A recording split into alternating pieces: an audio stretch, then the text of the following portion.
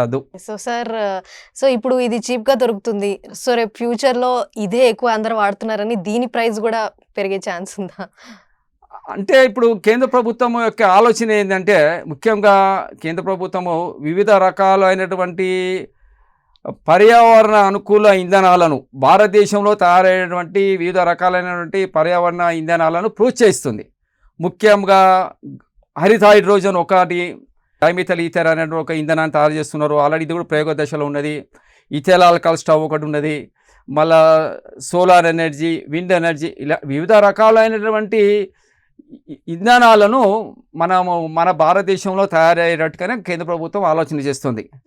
ఎందుకంటే మనము పెట్రోల్ కోసం విదేశాల మీద ఆధారపడటం, మళ్ళా ఆ విదేశాలలో ఏదైనా యుద్ధాలు జరిగినప్పుడు ప్రభావం మన భారతదేశంలో ఎకానమీ మీద పడటం, ఇవన్నీ చాలా సమస్యలు ఉన్నాయి.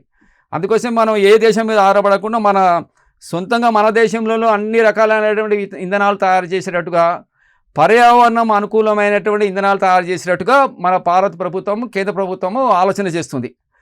అది ఇంకోటి ఏంటంటే COP26 ఈ సదస్సులో మన ప్రధానమంత్రి నరేంద్ర మోడీ గారు ఏం చెప్పారంటే 2030 కల్లా మన భారతదేశంలో ఈ ఫాజిల్ ఫ్యూయల్స్ అంటే కర్బన ఉద్గారాలను 50% తగ్గిస్తాని, 2070 కల్లా మన కార్బన ఉద్గారాలను 0% చేస్తా అని చెప్పి మనకు మాట ఇచ్చాం. అందులో భాగంగానే మనము గ్రీన్ ఫ్యూయల్స్ అండ్ క్లీన్ ఫ్యూయల్స్కి వెళ్ళి మన భారత ప్రభుత్వం చాలా కృషి చేస్తున్నది. కొన్ని ప్రయోగ దశలో ఉన్నాయి, కొన్ని విజయవంతం కూడా అయినాయి.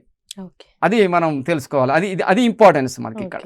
సో సార్, ఈ ఇథనాల్ స్టవ్ అనేది జనాలు ఎక్కువగా వాడడం మొదలు పెడితే సప్లై ఎక్కువ ఉంటుంది. సో దానికి తగ్గ ఇన్ఫ్రా రెడీగా ఉందంటారా? అయితే ఇప్పుడు ఆల్రెడీ E20 పెట్రోల్ వాడుతున్నాము. అయితే E20ని కేంద్ర ప్రభుత్వము E40, E50, E100 చేద్దాం అనుకుంటుంది. ఇథైల్ ఆల్కహాల్ పెట్రోల్ ఇంకా పర్సంటేజ్ పెంచుదాం అనుకుంటుంది.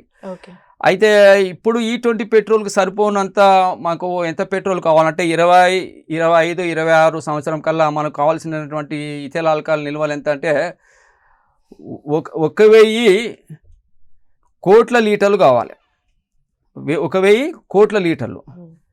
కానీ ఆల్రెడీ మన కేంద్ర ప్రభుత్వం దగ్గర ఇప్పుడు కొన్ని నివేదికల ప్రకారము 2,000 కోట్ల లీటర్ల ఇథైల్ ఆల్కహాల్ మన దగ్గర ప్రస్తుతం ఉన్నట్టుగా కొన్ని నివేదికలు చెప్తున్నాయి.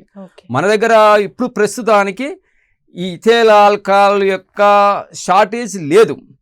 కానీ మీరు అన్నట్టుగా భవిష్యత్తులో ఈ అందరూ ఇథైల్ ఆల్కహాల్ స్టవ్లు వాడితే ఎలా, అదేవిధంగా E20, E40 ఫ్యూయల్ వాడితే ఎలా అనేటువంటి ఆలోచన ఉన్నది. దీనికి తగ్గట్టుగానే కేంద్ర ప్రభుత్వము అన్ని ప్రణాళికలు సిద్ధం చేసింది.